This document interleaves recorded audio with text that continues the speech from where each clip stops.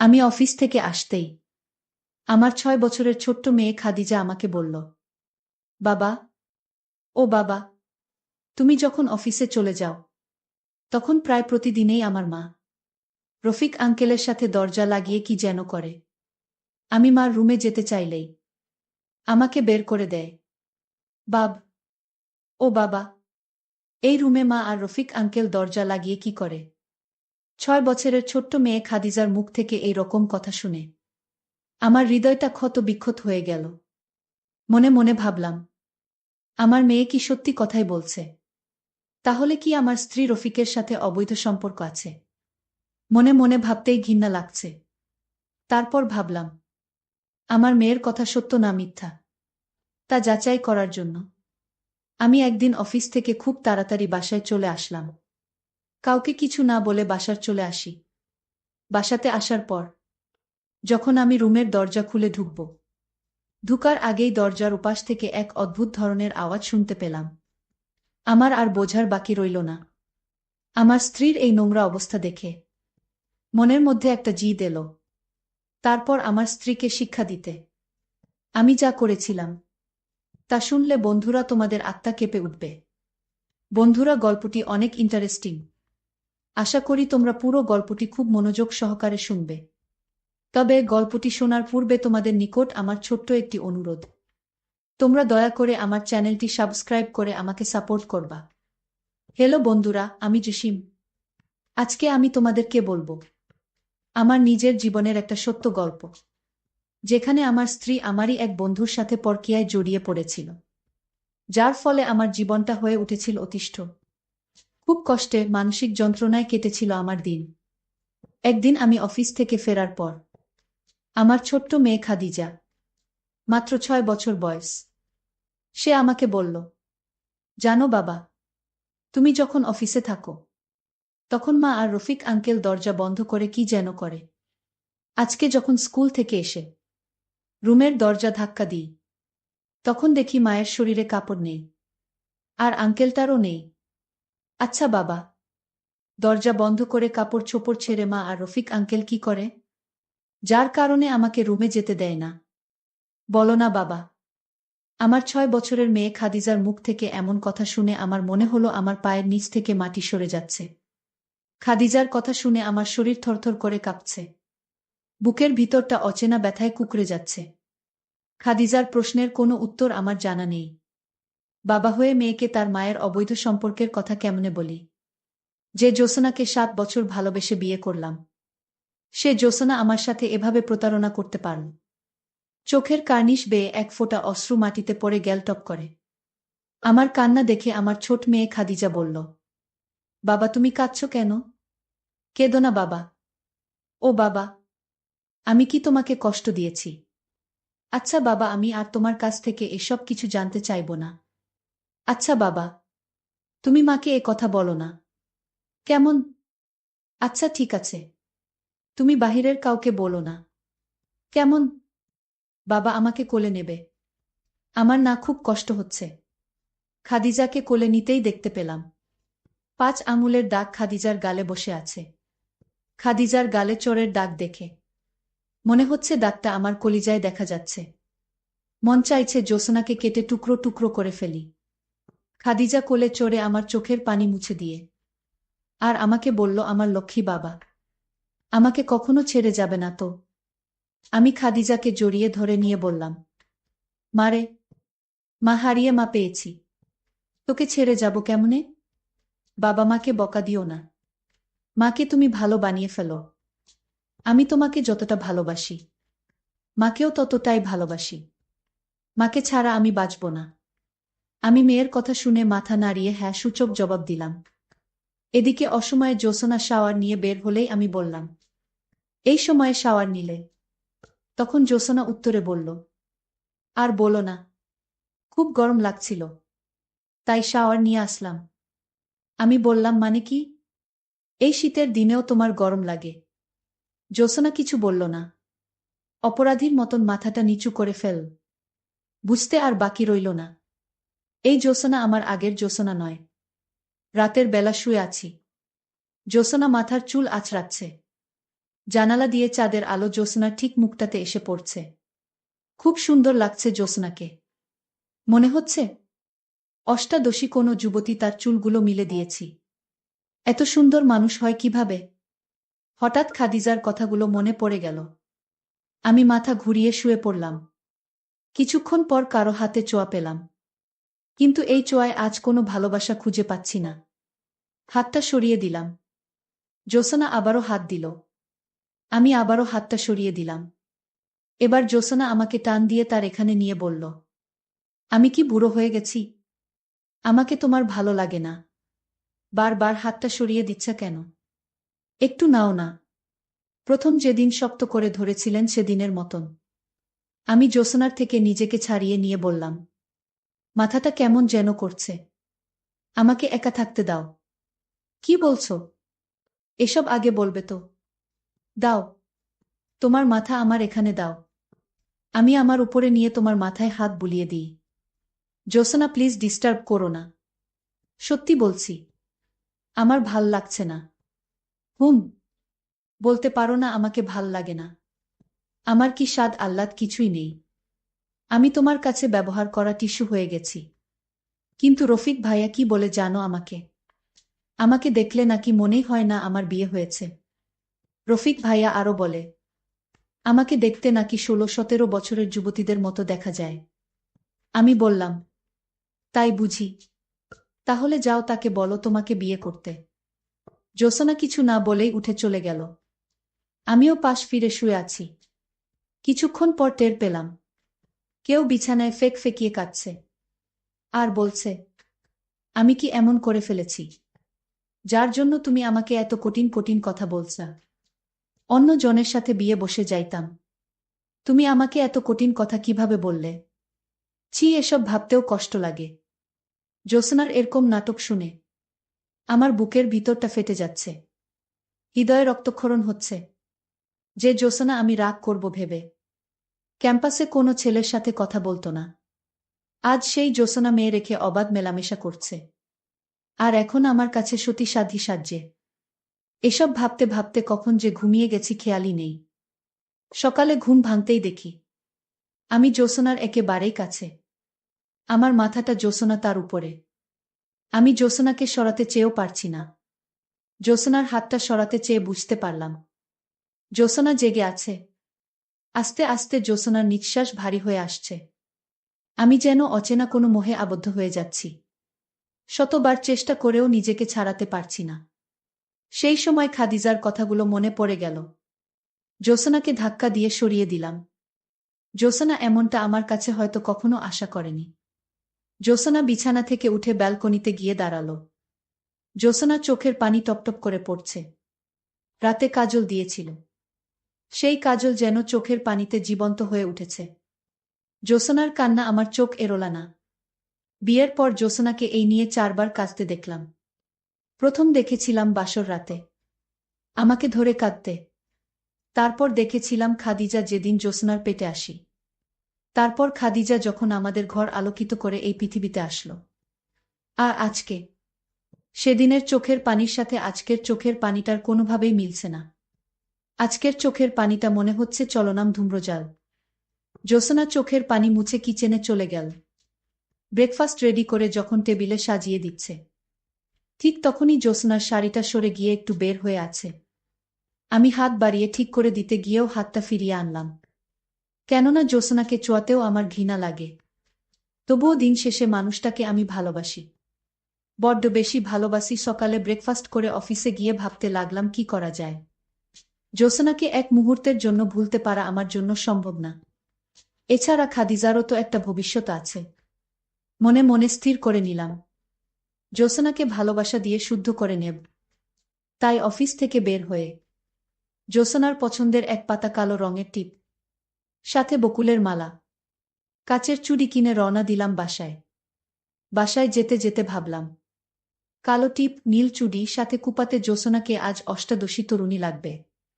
ভাবতে ভাবতে একদম বাসার সামনে এসে পড়ি। বাসায় এসে দরজা ধাক্কা দিতেই আমার হাতের ফুলগুলো পড়ে যায়। রফিক আর জ্যোৎস্না পাশাপাশি বসে রোম্যান্টিক ছবি দেখছে। রফিক জ্যোৎস্নার হাত ধরে আছে। আর জ্যোৎস্না মুগ্ধ দৃষ্টিতে তাকিয়ে আছে রফিকের দিকে। জ্যোৎস্না আমাকে দেখে রফিকের হাতটা ছেড়ে দিল। আমি কিছু বলে ওঠার আগেই রফিক সাহেব আমাকে বলল, আরে জসিম ভাই কেমন আছেন? সামনের সপ্তাহে আমাদের রনির বার্থডে। আপনি আর ভাবি যাবেন? আর হ্যাঁ, ভাবিকে কিন্তু অবশ্যই নিয়ে যাবেন। আমি কি বলবো ভেবে পাচ্ছি না। রাগে শরীর কাঁপছে। জ্যোৎস্না নিচে পড়ে থাকা ফুলগুলো তুলে খোঁপায় জড়িয়ে নিল। এদিকে রফিক সাহেব বের হতেই বুকটা কেমন যেন করে উঠল। জ্যোৎস্নাকে কিছু একটা বলতে গিয়েও বলতে পারলাম না। জ্যোৎস্নাকে ভালোবাসি, এক জ্যোৎস্নায় নিজের থেকেও বেশি। আর খাদিজা জ্যোৎস্নাকে ছাড়া তো কিছুই বোঝে না। জ্যোৎস্নাকে ছাড়া আমার কোনো বিকল্প নেই। রাতে শুয়ে শুয়ে জ্যোৎস্নার সাথে কাটানো স্মৃতিগুলো মনে করছি। মানুষ কিভাবে এতটা পাল্টে যায়। সত্যি পৃথিবীর সবচেয়ে কষ্টকর বিষয় হচ্ছে প্রিয় মানুষের অন্য রূপ দেখা। হঠাৎ ফোনটা ক্রিং ক্রিং করে বেজে উঠল। ফোনের দিকে তাকাতেই দেখি ফারিয়ার ফোন। ফোনটা তুলতেই ফারিয়া বলল, হ্যালো জান, কেমন আছো? হ্যাঁ ভালো। তুমি কেমন আছো? তোমাকে ছাড়া কিভাবে ভালো থাকি বলো জানো। খুব মিস করছি তোমায়। তোমার প্রতিটা ছোঁয়ায় আমি সবসময় ফিল করি। রফিক গাধাটা কিছুই করতে পারে না। জানো আমি তোমাকে ভীষণ ভালোবাসি। আর হ্যাঁ, কাল দুপুরে বাসায় এসো। রফিক শহরে থাকবে না, রনির জন্মদিনের গিফট কিনতে যাবে। আচ্ছা, এই শোনো না, একটু মজা দেও আমায়। কাল মন ভরে আদর করব। ফোনটা কেটে পিছনে তাকিয়ে দেখি জ্যোৎস্না দাঁড়িয়ে আছে। জ্যোৎস্নার চোখের কার্নিশ বেয়ে জল পড়বে পড়বে ভাব। নীরবতা ভেঙে আমিই বললাম, কিছু বলবে? তুমি তো ডিনার করনি। অফিস থেকে আসার পর থেকেই দেখতেছি যে তোমার মন খারাপ। খাবে না? খাদিজা খেয়েছে। হুম, ওকে খাইয়ে ঘুম পাড়িয়ে দিয়েছি। আচ্ছা তুমি শুয়ে পড়ো, আমি খেয়ে নিচ্ছি। জ্যোৎস্না কিছু না বলেই শুয়ে পড়ল। টেবিলে গিয়ে বসতেই দেখি 2 প্লেটে খাবার দেওয়া। বুঝতে আর বাকি রইল না যে জ্যোৎস্না খায়নি। আমি খাবারটা শেষ করে বিছানায় গাটা এলিয়ে দিলাম। বিছানায় শোয়ার কিছুক্ষণ পর বুঝতে পারলাম জ্যোৎস্না চাপা কান্না করছে। মন চাইছে জ্যোৎস্নার চোখের জলটা মুছে দিয়ে টেনে নিই। কিন্তু রফিক সাহেবের কথা মনে পড়তেই বুকটা দুমড়ে মুচড়ে গেল। সকালবেলা ঘুম ভাঙতেই দেখি জ্যোৎস্না আমার উপরে, একদম মাসুম বাচ্চার মতো লাগছে। মন চাইছে ভাঁজহীন কপালটাতে ভালোবাসার ছোঁয়া এঁকে দিই, কিন্তু না পারলাম না। খাদিজার কথাগুলো মনে হতেই কেমন যেন ঘৃণা এসে গেল। জ্যোৎস্নাকে আমার উপর থেকে সরিয়ে ফ্রেশ হয়ে অফিসে চলে গেলাম। দুপুর বেলায় আবারও ফারিয়ার ফোন। ফারিয়ার ফোন পেয়ে তাড়াহুড়ো করে তার বাসায় চলে যাই। বাসায় গিয়ে দেখি ফারিয়া রনিকে কোলে নিয়ে টিভি দেখছে। আমাকে দেখেই ফারিয়া রনিকে টিভি দেখতে বলে। সে উঠে পড়ল। ফারিয়ার ছেলে রনি তার মাকে বলল, মা তুমি কোথায় যাচ্ছ? চলো না আমরা একসাথে টম অ্যান্ড জেরি দেখি। আচ্ছা বাবা, তুমি দেখো, আমি অন্যদিন দেখব। ফারিয়ার রুমে গিয়ে বসতেই ফারিয়া দরজাটা লাগিয়ে দিতে চাই। আমি না করলাম, কারণ আজ তো রনির বাবা আসার ভয় নেই। ফারিয়া মৃদু হাসল। নীল রঙের শাড়িতে ফারিয়াকে অপূর্ব লাগছে। ফারিয়া আমার কাছে এসে বসল। ফারিয়া আমার ঠিক ততটাই কাছে এসে বসল, যতটা কাছে আসলে নিঃশ্বাসের শব্দটাও শোনা যায়। তারপর ফারিয়াকে নিয়ে হারিয়ে গেলাম অন্য এক জগতে। হঠাৎ বিছানায় থাকা মোবাইলটা ক্রিং ক্রিং বাজতে লাগল। মোবাইল ধরতেই ওপাশ থেকে কেউ একজন মায়া ভরা কণ্ঠে বলল, খেয়েছ তুমি? হুম খেয়েছি, তুমিও খেয়ে নিও।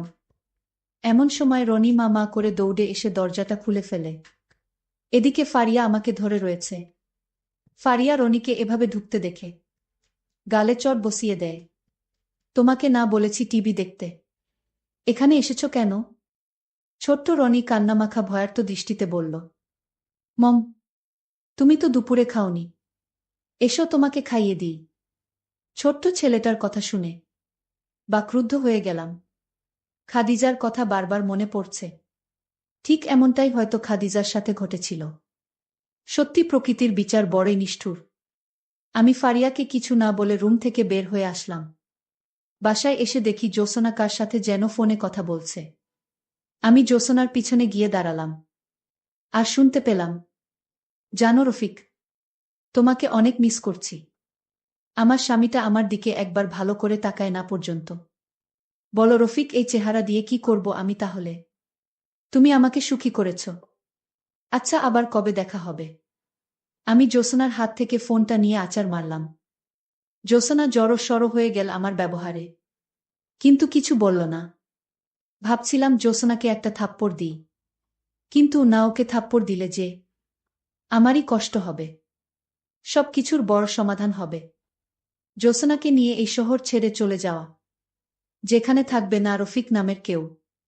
পরের দিন সকালেই জ্যোৎস্নাকে বললাম, আমরা এখান থেকে চলে যাব, ব্যাগপত্র গুছিয়ে নাও। জ্যোৎস্না মনে হয় আগে থেকেই যাওয়ার জন্য প্রস্তুত ছিল।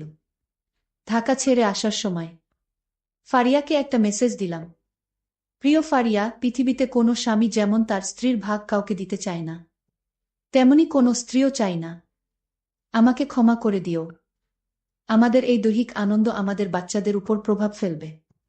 আমি তোমার জীবনে কে ছিলাম এটা ভুলে গিয়ে তোমার স্বামী সন্তানকে নিয়ে ভালো থেকো। আর হ্যাঁ, তোমার সন্তানটা সত্যিই ঝিনুকে থাকা মুক্তোর মতন, তাকে খারাপ বানিও না। মেসেজটা পাঠিয়ে সিমটা ফেলে দিলাম। শহর ছেড়ে এসেছি অনেকদিন হলো। জ্যোৎস্নাও সেই আগের মতোই হয়ে গেছে। আমি যেন তার পৃথিবী। সাথে আমিও নিজের কর্মের জন্য প্রতিনিয়ত সৃষ্টিকর্তার কাছে ক্ষমা চাই। সত্যিই শহর ছেড়ে আমি আমার ভালোবাসাকে খুঁজে পেয়েছি। জ্যোৎস্নার প্রতিটা নিঃশ্বাসে আমি থাকি প্রায়। হঠাৎ একদিন জ্যোৎস্না মাথা ঘুরে পড়ে যায়। হসপিটালে নিয়ে গেলে ডাক্তার কয়েকটা টেস্ট করাতে দেয়। টেস্টগুলো করানোর পর শুনি জ্যোৎস্নার ব্রেন টিউমার হয়েছে। পৃথিবীতে মাত্র কয়েকদিনের অতিথি সে। আমি কথাটা শুনে কি করব ভেবে পাচ্ছি না। অফিস থেকে 1 মাসের ছুটি নিলাম। জ্যোৎস্নার সাথে সব সময় থাকি। একদিন জ্যোৎস্না হঠাৎ করেই অনেক অসুস্থ হয়ে পড়ল। আমাকে তার কাছে নিয়ে বসালো। জসিম, তোমার সাথে আমি থাকতে পারলাম না। আর মা খাদিজা? আমার আলমারিতে রাখা নীল ডায়েরিটা নিয়ে আসতো মা। খাদিজা আলমারি থেকে একটা ডায়েরি নিয়ে এসে জ্যোৎস্নার হাতে দিল। জসিম, ডায়েরিটা আমি চলে যাওয়ার পর খুলবে। অনেক অজানা কথা হয়তো তুমি জানতে পারবে। আমাকে একটু মায়ের সাথে জড়িয়ে নিবে।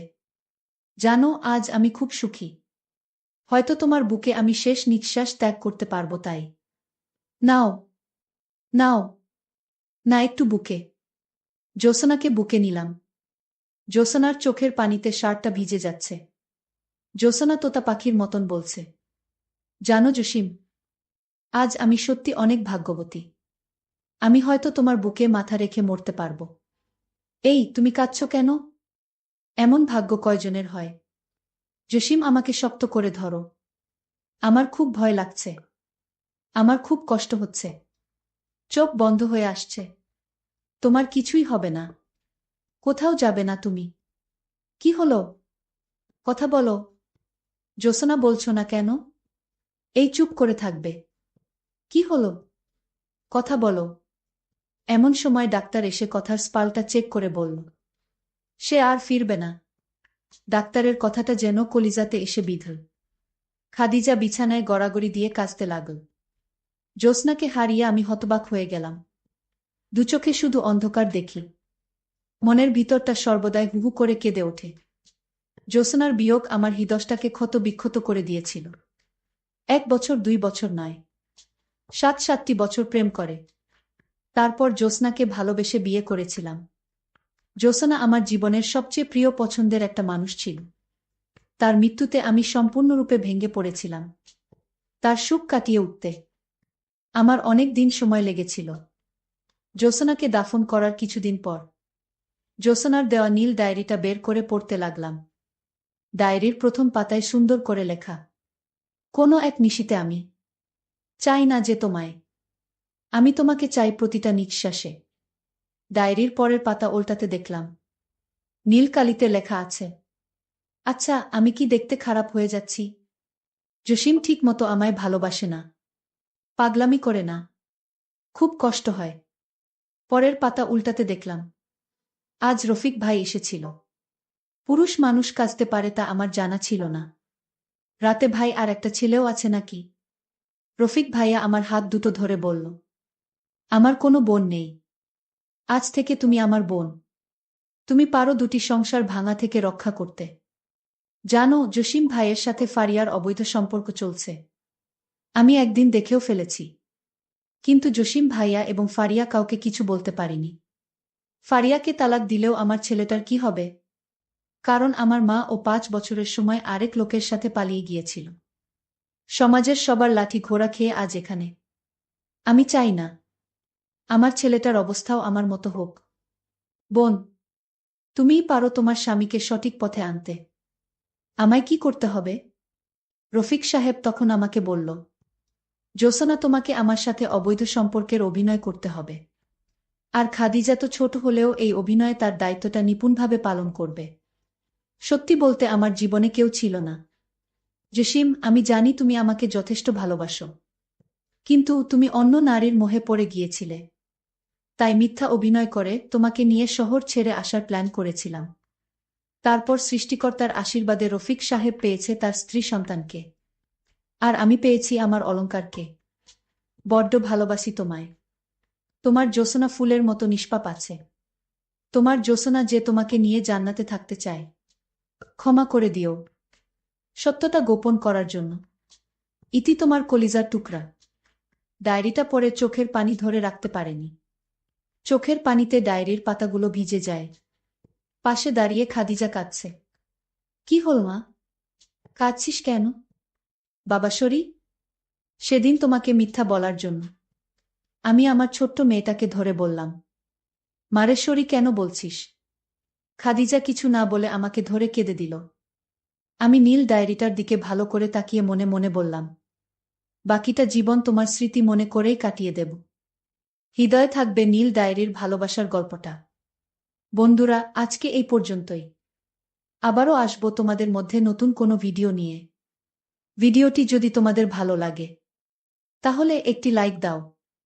প্রতিদিন আমি তোমাদেরকে একটা করে নতুন গল্প উপহার দিব। তাই তোমাদেরকে অনুরোধ করে বলছি, তোমরা যদি এই রকম ধরনের ইন্টারেস্টিং গল্প পেতে চাও তাহলে দয়া করে আমার চ্যানেলটি সাবস্ক্রাইব করো। পরিশেষে তোমাদের সকলের সুস্বাস্থ্য কামনা করি। ভিডিওটি দেখার জন্য তোমাদের সকলকে অসংখ্য ধন্যবাদ।